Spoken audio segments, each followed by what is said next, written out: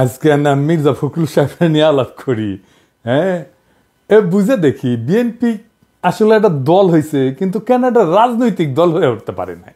শুনে মনে হইতে পারে পিনাকি খুব বেয়াদবি করিচ্ছে, এরকম সিনিয়র রাজনৈতিক নেতাদের সম্পর্কে কথা কইছে, ওই কি কথা কওয়ার যোগ্যতা আছে না লেখাপড়া আছে। তা আসলে না বুঝে দেখি যে আমি যে কথা কইছি সে কথাটা বুঝে কইছি না বুঝে কইছি, নাকি মির্জা ফখরুলরা বিএনপির না বুঝে কথা বলে, সেটা না বুঝে দেখি।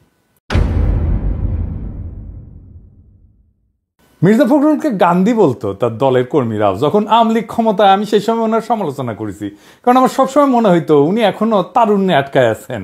এটা শুনে আবার মনে করেন না যে এটা ভালো। উনি উনার বাম ওরিয়েন্টেশন ছাড়তে পারেন নাই তরুণ বয়সের। উনি 70 দশকের বামের চোখ দিয়া দুনিয়াকে দেখেন। আমি এক্সাম্পল দিই, ওনার এই বক্তব্যের সমালোচনা করেছিলাম। উনি IMF এর ঋণ নিয়ে কথা বলতে গিয়ে বলছেন ক্ষমতায় টিকতে IMF এর শর্তে বন্দি সরকার। এটা তো বামেরা কয় IMF খারাপ, IMF এর শর্ত খারাপ, এটা নামাই যাবে না, এটা হারাম। হারাম না হইলেও তো মাকরু বটেই। সি IMF সি, সাম্রাজ্যবাদের দালাল IMF সি, এটা কেউ নেয়? আচ্ছা বলেন তো, বিএনপি ক্ষমতায় আসলে IMF ছাড়া টিকতে পারবেন? উনি IMF এর শর্ত মানবেন না? নাকি বিএনপি টাইমে IMF এর লোন শর্ত ছাড়ান ছিল? হুদাই এই সমস্ত কথা বলেন কেন মির্জা ভাই? আমরা বিএনপির লোকজনরা ইদানিং খুব অপছন্দ করে। তারা মনে করতেছে আমি হুদাই বিএনপির টুপকিতে আঙুল দিতেছি। রোগ থাকলে টুপকিতে আঙুল দেওয়া লাগে, আর তোদের রোগ ধরা পড়েছে তাই দিছি। এরপরে দেওয়ার আগে এক্সকিউজ মি কয়ানি মনি, ইংরেজির যেহেতু কমো তাহলে ঠিকই কমো। তো বিএনপির নেতার মির্জা ফখরুলের কথা শুনলে মনে হয় যে এরা কেন হুদাই রাজনীতি করেছে। রাজনীতির এরা বুঝে না, রাষ্ট্র বুঝে না, ক্ষমতাও বুঝে না। তাছাড়া এমনি এমনি একটা দল ইন্ডিয়ার কোলে চইরা বসে। উনি যুক্তি দিচ্ছে কেন দ্রুত নির্বাচন করতে হবে। তো দুইটা কারণ কইছে।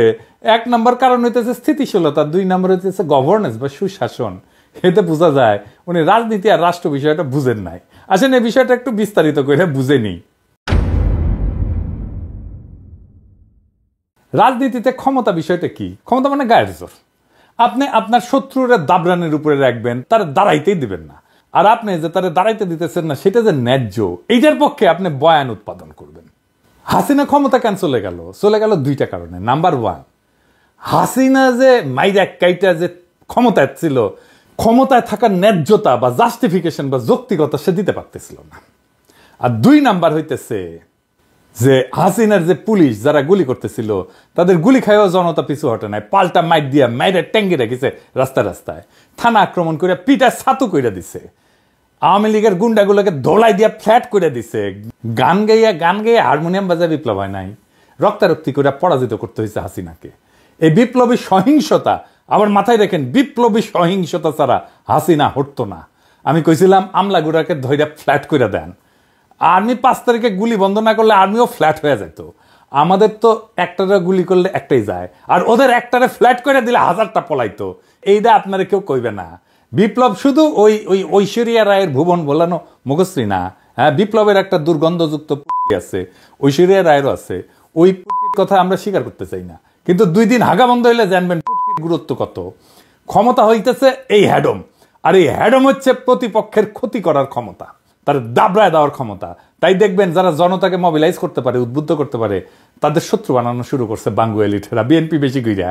তাদের আশঙ্কা এরা যদি না থাইমা আমার উপরে চড়াও হয় তাহলে তো আমরা শেষ। এই ভয় থাকা ভালো। জনতার ভয়ে রাষ্ট্র প্রশাসন বড় লোকেরা যদি ভয় না থাকে তাহলে আবার লুটপাট শুরু করবে এরা। মির্জা ফখরুল রাষ্ট্রের ক্ষমতা হাতে চাইতেছে, তাইলে ওইটা নিয়ে উনি সব ঠান্ডা করে দিতে পারবেন, এটারই উনি স্থিতিশীলতা বলতেছেন। কারণ প্রফেসর ইউনূস নাই, ছাত্ররাও নাই, বিএনপি পিছে ওয়াকার আর আকাশে ইন্ডিয়ার চাঁদ, আর তারপরে চট করে ঢুকে পড়া আওয়ামী লীগ। জামাতরাও নাকি লাইনে আনিছে, সত্য মিথ্যা জানি না, বিএনপির লোকেরাই কইতেছে। আবার দেখি রয়ের মার্কা মারা সন্তোষ শর্মা জামাতের মিটিং এ কথা কইছে, স্টেজ বানায় জামাত তুলে দিচ্ছে। ভালোই ভালোই, মজাই মজা। তখন তো এরকম হইলে আর তখন কে কারে চ্যালেঞ্জ করে? আওয়ামী লীগের প্রধান বিরোধী দল বানাবে, এই হইতেছে প্ল্যান। 1975-এ শহীদের বডিগার্ড জয় বাংলা হওয়ার পরে মাত্র 6 বছরের মাথায় ইন্ডিয়ান এজেন্ট এরশাদকে ইন্ডিয়া ক্ষমতা বসায়, তারপরে আবার আওয়ামী লীগ ফিরে। এভাবে আগামীর ইতিহাস লেখার কোশিশ করিচ্ছে ইন্ডিয়া। বিএনপি এমনিতে ক্ষমতায় যেত। কোন কারণে আমার মাথায় আসে না, বিএনপির ইন্ডিয়ার কোলে গিয়া উঠতে হইলো। বিএনপি এখন হা কইরা উঠবে, কই আমরা ইন্ডিয়ার কোলে গিয়া উঠেছি। আসুক বিএনপির ক্ষমতা, একটা জিনিস কয়ে দিই, দেখে বুঝবেন যে বিএনপি ইন্ডিয়ার কোলে উঠেছে কিনা। দেখেন হাসিনার ইন্ডিয়ার সাথে কইরা যাওয়া চুক্তিগুলো বাতিল করে কিনা বিএনপি। ইন্ডিয়া বিএনপিরা বুঝেছে যে ইসলামপন্থীরা বড় হইতেছে, লীগ না থাকলে সে এটা সামলাইতে পারবে না। দেখেন রিপাবলিক টিভি কি বলে, ওরা অবশ্য জানে না বিএনপি অলরেডি ভারতের বিরোধিতা থেকে সরে আসছে, ইন্ডিয়ার কলেজে উঠছে, তাও শোনেন দেখেন এটাই করিচ্ছে বিএনপি, ঠিক কিনা? দিন যাবে বিএনপি যেভাবে আজকে ভারত বিরোধিতা করছে, সেই বিএনপি ভারত বিরোধিতার জায়গা থেকে ছুঁড়ে ফেলে দিয়ে ক্রমাগত ভারতের কাছে আসতে চাইবে, কারণ ভারতই পারে একমাত্র নির্বাচনটা দিতে বাধ্য করাতে। তাই বিএনপি খুব দ্রুত ভারত বন্ধু হওয়ার চেষ্টা শুরু করে দেবে আর কদিনের মধ্যেই, আমি এটাকে ভবিষ্যৎবাণী করে দিচ্ছি। এবং আরেকটা বিষয় আমি বলছি যে বিএনপি যত আওয়ামী লীগ বিরোধিতা করুক না কেন, যখন তারা একক প্রচেষ্টায় ইউনূসকে সরাতে পারবে না, তারা কিন্তু আওয়ামী লীগের সঙ্গে যৌথ মঞ্চ করে ইউনূসকে সরাতে রাস্তায় নামতে বাধ্য হবে। ঠিক এরশাদ বিরোধী আন্দোলনে যেভাবে খালেদা জিয়া এবং শেখ হাসিনা একসঙ্গে রাস্তায় নেমেছিল, ঠিক সেভাবেই নামবে, কারণ ইউনূসকে তাদেরকে সরাতে হবে। দেখেছেন, এটা দেখে আমার সেই জিয়ার আমলের কথা মনে পড়ছে। আওয়ামী লীগ তো 1975-এই শেষ হয়ে যায়। ও কিন্তু ওই সময় 1975 সালের পরে জিয়াও আওয়ামী লীগের পলিটিক্যাল দুশ্মন হিসেবে পছন্দ করেছিল। কেমনে জানেন? তখন বিএনপি অবশ্যই জিততো, কিন্তু বিরোধী দল হইতো খন্দকার মোস্তাকের পার্টি। মোস্তাককে জেলে নেওয়া হয় 1976-এ সার্কিট হাউসের কাপলেট চুরির অভিযোগে। ছাড়া হয় 1978 সালের 16 ডিসেম্বর উপলক্ষে। তার 7 সপ্তাহের মধ্যে সংসদ নির্বাচন। খন্দকার মোস্তাক যেন দল গঠন করতে না পারে, সেজন্যই তাকে 1976 সাল থেকে জেলে নেওয়া হয়। জাসদের মূল নেতারাও জেলে রাখা হয়। জাসদ 8টা আসন পায় আর 39টা আসন পায় আওয়ামী লীগ বিরোধী দল হয়। খন্দকার মোস্তাক দল গঠন করে নির্বাচন করতে পারলে আওয়ামী লীগের অবস্থানটা উনি নিতেন। আওয়ামী লীগের ভোটের বেশিরভাগই উনি পাইতেন। উনার ভোটারেরা মুসলিম লীগে ভোট দিছিল তখন, আর মুসলিম লীগ ওই নির্বাচনে 20টা আসন পাইছিল। এইদিকে নিয়ে যাইতেছে বাংলাদেশের ভবিষ্যতের বিএনপি। এবার আসে মির্জা ফখরুলের গভর্নেন্সের প্রশ্নটা একটু আলোচনা করি। সুশাসন আসলে কি? সুশাসন মানে হইতেছে রাস্তাঘাট হবে, সুন্দর সুন্দর রাস্তা থাকবে, রাস্তায় আলো থাকবে, ট্রাফিক জ্যাম হবে না, শান্তি শৃঙ্খলা বজায় থাকবে, জিনিসপত্রের দাম কম থাকবে, শান্তির শান্তি, আর সবাই শান্তির ছেলে হয়ে কাল কাটাবে। কিন্তু রাষ্ট্রের কাজ কি এসব নিশ্চিত করা? এটা তো সিটি কর্পোরেশনের কাজ। রাষ্ট্র মানে তো গ্লোরিফাইড মিউনিসিপ্যালিটি না। আমাদের রাষ্ট্রে তাহলে আর্মি লাগে কেন? কূটনীতি লাগে কেন? ইসকনের চিন্ময়কে জেলে রাখতে হয় কেন? আপনাকে দেশের মধ্যে পন্দের আলো আর দিল্লি স্টারের বিরুদ্ধে কথা বলতে হয় কেন? কেন উদিসির মতো একটা সাংস্কৃতিক দলের বিরুদ্ধে কথা বলতে হয়? কেন নারী নীতির বিরুদ্ধে কথা বলতে হয়? কেন মঙ্গল শোভাযাত্রার বিরুদ্ধে কথা বলতে হয়? কেন সেকুলারিজমের বিরুদ্ধে কথা বলতে হয়? কেন রাখাল রাজধানীর বিরুদ্ধে কথা বলতে হয়? কেন আওয়ামী লীগের বিচার চাইতে হয়? কেন আয়নাঘর গুমের রাষ্ট্র তৈরি হয়? তার মানে পৌরসভার কাজ ছাড়াও রাষ্ট্রের আরো গভীর কোনো কাজ আছে কি? সেটা রাষ্ট্রের কাজের মধ্যে মূল যে বিষয়টা, সেটা হইতেছে ক্ষমতা প্রশ্ন, শত্রু মিত্রের প্রশ্ন। রাষ্ট্রকে তার শত্রু চিহ্নিত করতে হয়। সেই শত্রু রাষ্ট্রের ভেতরে এবং বাইরে থাকে। তো তারপরেও এইটা রাষ্ট্রের এই ধারণা, গভর্নেন্স, সুশাসন, ক্ষমতা আর তার দার্শনিক ভিত্তি নিয়ে একটা আলাপ করি। ভয় পায়েন না, সেলসালাইয়া বুঝা যাইবেন আর কি। রাষ্ট্রকে এই প্রসঙ্গে দুই পণ্ডিতের দুই রকম সংজ্ঞা আছে, দুই বিখ্যাত। একজনের নাম হচ্ছে ম্যাক্স ভেবার, আমরা ওয়েবার কই, হ্যাঁ, আর আরেকজন হইতেছে মিশেল ফুকো। ম্যাক্স ভেবার কইছিল যে রাষ্ট্র হইতেছে সেই প্রতিষ্ঠান যা নির্দিষ্ট ভৌগোলিক অঞ্চলে সহিংসতা প্রয়োগের বৈধ অধিকার রাখে। অর্থাৎ রাষ্ট্রকে উনি বলছেন ইংরেজির লেজিটিমেট মনোপলি অন ভায়োলেন্স। রাষ্ট্রই একমাত্র বৈধ সহিংসতা করার মালিক। মনে হইতেছে আরে ভাই সর্বনাশ, সহিংসতা করার মালিক রাষ্ট্র? তাই তো, ইংরেজির তো কইছে, ঠিকই কইছে, তাই না? তো মিশেল ফিকো বলতেছে রাষ্ট্র শুধু সহিংসতা প্রয়োগ কইরা ক্ষমতা প্রয়োগ করে না, রাষ্ট্রের ক্ষমতার আবার আরেকটা অংশ আছে। রাষ্ট্র জ্ঞান, বিভাজন, বিন্যাস এবং নিয়ন্ত্রণমূলক প্রতিষ্ঠান, যেরকম হাসপাতাল একটা নিয়ন্ত্রণমূলক প্রতিষ্ঠান, স্কুল, কারাগার একটা নিয়ন্ত্রণমূলক প্রতিষ্ঠান। আমি মনে হচ্ছে স্কুল কেমন করে নিয়ন্ত্রণমূলক? স্কুলে শেখানো হয়, একজন নাগরিক হওয়া শেখানো হয়। এইগুলোর মাধ্যমে মানুষের জীবনকে নিয়ন্ত্রণ করে। এই শক্তিকে বলছিলেন বায়ো পাওয়ার, জৈব ক্ষমতা। এখন প্রশ্ন হইতেছে যে রাষ্ট্র মানে কি সুশাসন বা গভর্নেন্স? এটা বুঝতে হবে, না বুঝলে মির্জা ফখরুলের আর বিএনপির চিন্তার খামতি ধরতে পারবেন না। আসেন এটা আরেকটু গভীরে যে বুঝে দেখি, আরো দুইজনের কথা কইতে হবে। হাবারমাস আর হান্না আরেন্ট, এই দুইজনের কথা আলাপ করতে হবে। গভর্নেন্স বা সুশাসন কথাটা এসছে মূলত নিও লিবারেল আলাপ থেকে। এখন কবেন দাদা নিও লিবারেল আবার কি? এই নিও লিবারেলিজমটা বুঝতে হবে, তাহলে বুঝবেন বিএনপি একটা উন্নত মানের ভালসুন এবং দুনিয়ার মূর্খ সদারা কিছুটি, সে রাজনীতি বা রাষ্ট্র কিছুই বুঝে না। তো নিও লিবারেলিজম কি, এটা না বুঝে দেখি। হ্যাঁ, নিওলিবারালিজম হইল এমন একটা চিন্তাধারা বা নীতি যেখানে বলা হয় যে সরকার যত কম হস্তক্ষেপ করবে তত বাজার ভালোভাবে চলবে, অর্থাৎ বাজারই সমস্ত সমস্যার সমাধান করে দিবে, রাষ্ট্র শুধু সহায়তা করবে, নিয়ন্ত্রণ করবে না। তো এটা কিভাবে করা হবে? এটা হচ্ছে বেসরকারীকরণ করে দাও, সরকার নিজে কিছু চালাবে না, সব প্রাইভেট কোম্পানিকে দিয়ে দাও, পানি সরবরাহ প্রাইভেট কোম্পানিকে দিয়ে দাও, হাসপাতাল প্রাইভেট কোম্পানিকে দিয়ে দাও, বিদ্যুৎ কোম্পানি প্রাইভেট কোম্পানিকে দিয়ে দাও, তারপরে শিক্ষা প্রাইভেট কোম্পানিকে দিয়ে দাও, পুলিশও দিয়ে দাও প্রাইভেট কোম্পানিকে। 2 নাম্বার ব্যক্তিগত দায়িত্ব, সমস্যা হলে নাগরিক নিজেই দায়ী। যেমন আপনি বেকার, এটা সরকারের দোষ না, আপনার দোষ, কারণ আপনি দক্ষ না। দেশ আমার দোষ আমার, মনে আছে? হ্যাঁ, এটা হচ্ছে নিওলিবারালিজম, আপনার দোষ, সেই জন্য আপনি চাকরি পান না, বুঝেছাও? 3 নাম্বার ব্যবসায়ীদের স্বার্থ আগে, বড় কোম্পানিগুলোকে ছাড় দেওয়া হবে, কারণ তারা বিনিয়োগ আনবে, ব্যাংকে ঋণ খেলাপি হলে ক্ষমা পাবে, কৃষক আবার ঋণ খেলাপি হলে জেলে নিয়ে যায়, বুঝেছাও? কৃষক 1000 টাকা ঋণ খেলাপি হলে তার কোমরের দড়ি মেন্দে নিয়ে যায় জেলে, কিন্তু হাজার হাজার কোটি টাকা ঋণ খেলাপি হলে তারে কলে জেলে নেয় না, তার মাথায় মুকুট পরে দেয়, বুঝেছাও? আর কি যত ভর্তুকি আছে, মানে ধরেন আপনি যে সার পান, এটা ভর্তুকি দেয় সরকার করলে, সেজন্য আপনি কম দামে সার পান, বীজ পান, এটা ভর্তুকি দেয়। এই ভর্তুকি দেবে না, এ স্বাস্থ্য শিক্ষা ভর্তুকি সবকিছু তুলে দেবে। ঠিক এইভাবে গরিবের চালের উপরে ভর্তুকি তুলে দিবে, সারের উপরে তুলে দিবে, বিদ্যুতের উপরে তুলে দিবে, ডিজেল তেলের উপরে তুলে দিবে, ভর্তুকি দিবে না, কিন্তু ব্যাংকের লোকসান আবার সরকার পূরণ করে দেবে টাকা চেপে, বুঝেছাও? তাহলে নিওলিবারালিজম কেন সমস্যার? এর ফলে গরিব আর কোনো সুরক্ষা পায় না, দরিদ্র মানুষেরা সুরক্ষা পায় না, সমস্ত সুরক্ষা পায় ধনীরা। গরিব আরো গরিব হয়, ধনী আরো ধনী হয়। রাষ্ট্র তার যে একটা নৈতিক দায়িত্ব আছে এটা ভুলে যায়, বলে সবকিছু বাজার ঠিক করবে, সামাজিক নিরাপত্তা নষ্ট হয়, মানুষ নিরাপত্তাহীনতায় ভোগে। তার মানে হইতেছে নিওলিবারালিজম মানে, মনে রেখে, বাজার আগে মানুষ পড়ে, লাভ আগে ন্যায় পড়ে, প্রাইভেট ভালো পাবলিক খারাপ। তাহলে বুঝেছাও যে গভর্নেন্স বা সুশাসন কি জিনিস? এই বিশ্বব্যাংক IMF এটা বলে যে নাগরিক বলে কিছু নাই, কনজিউমার আছে, ভোক্তা আসে। তো বিশ্বব্যাংক IMF নাগরিককে দেখে কনজিউমার অফ পাবলিক সার্ভিস, মানে রাষ্ট্রীয় সমস্ত সেবার ভোক্তা, সে নাগরিক না, আর রাষ্ট্র হইলে সার্ভিস প্রোভাইডার, এই সার্ভিসটা দেবে। কিন্তু হান্না আরেন্ট বলছে রাজনীতি মানে শুধু গভর্নেন্স না, রাজনীতি মানে হইলো পাবলিক স্পেসে মানুষের অংশগ্রহণ, বিতর্ক, মত প্রকাশ। যদি মানুষের স্পিচ এবং অ্যাকশন মানে বক্তব্য এবং কাজ রাষ্ট্রের কাঠামোতে জায়গা না পায়, তাহলে সেটা নিছক শাসন ব্যবস্থা, রাজনীতি না। সেজন্য আমি কইছি যে বিএনপি একটা রাজনৈতিক দল হয়ে উঠতে পারেনি, একটা দল হয়েছে।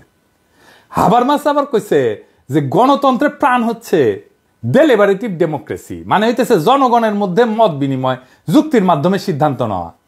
বাংলাদেশে দেখেন না, সেখানে গণমাধ্যম নিয়ন্ত্রিত, সংসদে বিতর্ক করতে পারে না, হয় না। সেখানে গভর্নেন্স যতই ভালো হোক না কেন, সেটা জনগণের রাষ্ট্র হইতে পারবে না। আর একজন পণ্ডিত আছেন লুই আলথুসার, মেলা পণ্ডিতের কথা কইছি, কিন্তু এগুলো শোনা দরকার আর কি, তাছাড়া আসলে বোঝা মুশকিল, অনেক জটিল বিষয়। তো তাই লুই আলথুসার রাষ্ট্রকে দিতে 2টা যন্ত্রের সমষ্টি, একটা হচ্ছে রিপ্রেসিভ স্টেট অ্যাপারেটাস, মানে যা দিয়ে আপনি পিটান আর কি, মানে ধরেন পুলিশ, আর্মি, মিলিটারি, র্যাব ইত্যাদি ইত্যাদি। আর একটা হচ্ছে ইডিওলজিক্যালি স্টেট অ্যাপারেটাস, তার মানে মতাদর্শিক যন্ত্র, যেমন স্কুল, ধর্ম, পরিবার। বাংলাদেশে 2 কাঠামো আজও অটুট, তাই শুধু প্রশাসন ঠিক করলে রাষ্ট্র বদলাবে না, ক্ষমতার আদান প্রদান এবং চেতনার রূপান্তর দরকার। তো ক্ষমতার প্রশ্নটা কেন জরুরি আরেকটু বুঝে দেখি। ক্ষমতার প্রশ্ন তোলা মানে রাষ্ট্রের প্রকৃতি, বৈধতা এবং নৈতিক অবস্থানকে পুনর্মূল্যায়ন করা। রাষ্ট্রকে যদি শুধু গভর্নেন্স বা পরিচালনার যন্ত্র হিসেবে দেখা হয়, তাহলে আমরা মূল রাজনৈতিক প্রশ্নগুলোকে পাশ কাটায় চলে যাব। কে শাসন করতেছে, কাদের স্বার্থে করতেছে শাসন, এবং জনগণের উপরে সেই শাসনের প্রভাব কি। মিশেল ফুকোর একটা ধারণা আছে, পাওয়ার নলেজ ধারণা। এখানে বলতেছে, সে বলতেছে power is everywhere because it comes from everywhere. তার মানে ক্ষমতা সব জায়গাতেই আছে, কারণ এটা সব জায়গা থেকে ক্ষমতা আসে। মানে ক্ষমতা কেবল রাজনৈতিক প্রতিষ্ঠান থেকে আসে না, এটা ছড়ায় থাকে সামাজিক কাঠামোর প্রত্যেকটা কোণে কোণে কোণে কোণে কোণে। তাই রাষ্ট্রের ক্ষমতা বোঝা মানে নাগরিকের জীবনের উপরে তার প্রভাব বোঝা।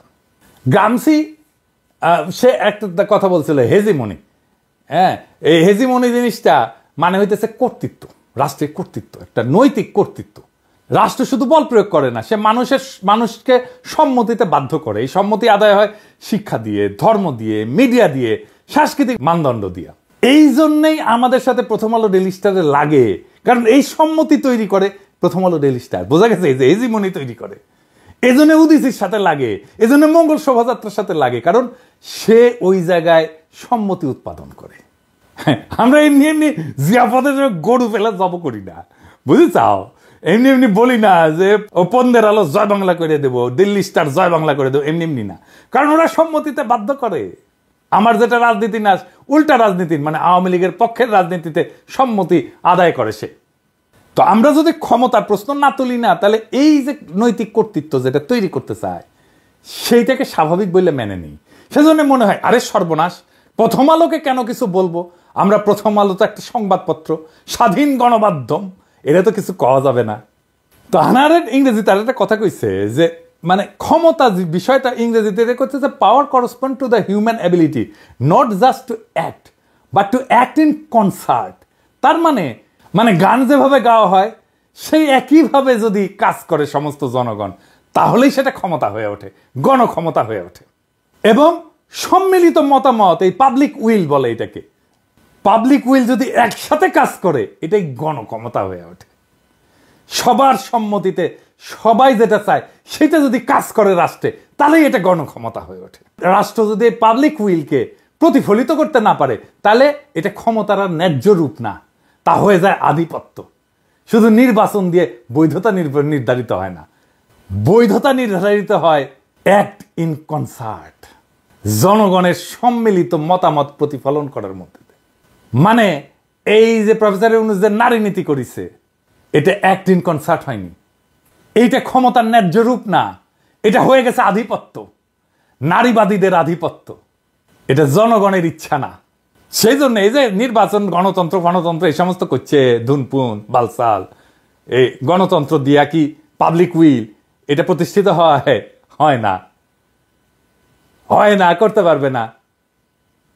গণতন্ত্র শেষ কথা না, কথা হইতেছে পাবলিক উইল, জনগণের আকাঙ্ক্ষাকে প্রতিফলিত করতে হবে। জনগণের আকাঙ্ক্ষাকে ওটাই তো জানে না। তো আরেকজন ইমানুয়েল ওয়ালারস্টাইন, সে আর একটা চমৎকার কথা কইছিল আধুনিক রাষ্ট্র ব্যবস্থায় গণতন্ত্র প্রায়ই একটা চিত্রনাট্য, ৮-৭ চিত্রনাট্য, যেখানে রাজনৈতিক প্রতিযোগিতা হয় কিন্তু বাস্তবে ক্ষমতার কাঠামো অপরিবর্তিত থাকে। এটাই করতে যাইতেছে বিএনপি। তাই নির্বাচন মানে গণতন্ত্র, এই সরলীকরণটা ভাঙতে হবে। তাই ক্ষমতার উৎস, প্রভাব এবং বিশ্লেষণ করাটা জরুরি। হাবারমাস তার একটা তত্ত্ব আছে, এটা ডেলিবারেটিভ ডেমোক্রেসি একটা তত্ত্ব আছে। উনি বলছেন বৈধতা আসে জনপরিষদে জনগণের কমিউনিকেটিভ পাওয়ার থেকে, মানে যেখানে সাধারণ মানুষের মত প্রকাশ, বিতর্ক, যুক্তি নির্ভর সিদ্ধান্ত গ্রহণ থাকে না, সেখানে নির্বাচন যতই হোক রাষ্ট্র জনগণের না, বরং এক এলিট শ্রেণীর প্রতিনিধি হয়ে দাঁড়ায়। এই জন্যই মির্জা ফখরুলরা, বিএনপিরা ইউটিউবারদের পিছিয়ে লাগিয়েছে, কারণ এদের কমিউনিকেটিভ পাওয়ার আছে, কারণ এরাই বৈধতা উৎপাদন করতে পারতেছে, এরাই পাবলিক স্পেসে জনপরিসরে কমিউনিকেটিভ পাওয়ারকে চর্চা করে, এখানে মত প্রকাশ করে, বিতর্ক করে, যার ফলে জনগণ যুক্তি নির্ভর সিদ্ধান্ত গ্রহণ করতে পারে। সেইখানে নির্বাচন কইরা এলিট শ্রেণীর প্রতিনিধি হয়ে থাকাটা জটিল হয়ে যাইতেছে। এই জন্যই আমাদের উপরে চড়াও হইতেছে বিএনপি। তাই রাষ্ট্র শুধু গভর্নেন্স না, এটা শ্রেণীগত নৈতিক প্রকল্প। রাষ্ট্র কেবল আইন, ট্যাক্স বা নীতি নির্ধারণ মেশিন না, এটা একটা নৈতিক শ্রেণীগত প্রকল্প, যার মাধ্যমে কোনো গোষ্ঠী অন্যদের জীবনযাত্রা, ভবিষ্যৎ এবং স্বপ্নকে নিয়ন্ত্রণ করে। তাই এইখানে দখল, প্রতিরোধ এবং পুনর্গঠনের জায়গাটা হইতেছে ক্ষমতার কেন্দ্রীয় প্রশ্ন। ক্ষমতার প্রশ্ন তোলা মানে রাষ্ট্রের চরিত্র এবং পক্ষপাত চিহ্নিত করা, শাসনের নৈতিকতা যাচাই করা, এবং জনগণ কেবল সেবাগ্রহিতা না, রাজনীতির সক্রিয় অংশীদার হিসেবে কল্পনা করা। মির্জা ফখরুল বলছে যে সে সুশাসন বা গভর্নেন্স চায়, যেটা রাষ্ট্রভাবনায় নিও লিবারেল পলিসি। আমরা তো বুঝলাম, কিন্তু আমাদের আপত্তি নাই যদি তারা নিও লিবারেল পলিসি নেয়, কিন্তু যদি সে মনে করে যে নিও লিবারেল পলিসি বাংলাদেশের জন্য ঠিক আছে, ইংরেজি যেহেতু কইছে তাইলে ঠিকই আছে। কিন্তু মুশকিল হইতেছে যে এটা তো বুঝা বলেনি, শুইনা বলছে, হুইনা মুসলমানের মতো। ৩১ দফার অন্তত ৫টা দফা আছে যা নিও লিবারেল পলিসির উল্টা, একেবারে উল্টা, সাংঘর্ষিক। হয় আপনি নিও লিবারেল পলিসি ইমপ্লিমেন্ট করতে পারবেন না, অথবা ৩১ দফার ৫টা দফা ইমপ্লিমেন্ট করতে পারবেন না। তবে আপনারা কোনোটাই পারবেন না, কারণ আপনারা তো বুঝা করেন না ৩১ দফা। তা আসেন দেখি ৩১ দফার মধ্যে কোনটা কোনটা নিও লিবারেল পলিসির সাথে সাংঘর্ষিক। যেমন দফা ১৭, মূল্যস্ফীতির আলোকে শ্রমিকদের ন্যায্য মজুরি নিশ্চিত করা। এটা নিও লিবারেল নীতিতে শ্রমবাজারকে মুক্ত রাখা হয়, মজুরি নির্ধারণের রাস্তায় হস্তক্ষেপ তো করতে দিবে না নিও লিবারেল পলিসি। কিন্তু এই দফায় রাষ্ট্রের সক্রিয় ভূমিকার কথা বলা হয়েছে, যা শ্রমিকদের ন্যায্য মজুরি নিশ্চিত করতে বাজারের উপর হস্তক্ষেপের প্রয়োজনীয়তা তুলে ধরছে। এটা তো করতে পারবেন না নিউ লিবারাল পলিসিতে, একটা করবেন আর একটা করতে পারবেন না, পারবেনই না এটা করতে। 26 নম্বর দফা সবার জন্য স্বাস্থ্যনীতি বাস্তবায়ন, এইটা তো নিউ লিবারাল পলিসির উল্টা। আপনি স্বাস্থ্যসেবাকে বেসরকারীকরণ করতে হবে, ব্যক্তিগত খরচের উপরে নির্ভরশীল করতে হবে, রাষ্ট্র খরচই করতে পারবে না। এই দফায় রাষ্ট্রের মাধ্যমে সবার জন্য স্বাস্থ্যসেবা নিশ্চিত করার কথা বলা হয়েছে, এইটা নিউ লিবারাল পলিসির সাথে সাংঘর্ষিক। 27 নম্বর দফা কৃষি পণ্যের ন্যায্য মূল্য নিশ্চিত করা, নিউ লিবারাল অর্থনীতিতে কৃষি পণ্যের দাম বাজার নির্ধারণ করবে। এই দফায় রাষ্ট্রের মাধ্যমে কৃষকের ন্যায্য মূল্য নিশ্চিত করার কথা বলা হয়েছে, যা বাজারের স্বাধীনতার ধারণের সাথে সাংঘর্ষিক, যেটা নিউ লিবারাল পলিসিতে আছে, সুশাসনে আছে। 21 নম্বর দফা স্থানীয় সরকার প্রতিষ্ঠানগুলোকে স্বশাসিত এবং ক্ষমতায়ন করা। নিউ লিবারাল পলিসিতে কেন্দ্রীকরণ এবং বেসরকারীকরণে জোর দেওয়া হয়েছে, সেন্ট্রালাইজ করতে হবে।